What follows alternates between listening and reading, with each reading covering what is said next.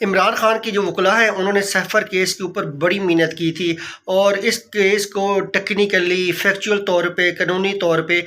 اس case کو انہوں نے کمزور ثابت کر دیا تھا، اور آج اسلام آباد ہائی کورٹ کے جسٹس گل حسن اورنگزیب اور جسٹس سمد رفت صاحبہ نے اس کیس کے اوپر سٹے دے دیا، کارروائی روک دی، ٹرائل رک گیا۔ تو یقیناً یہ کیس پہلے ہی ویک تھا اور اس کیس میں عمران خان کی ضمانت بھی ہو جانی ہے، اور اس کیس کے اور بھی بڑے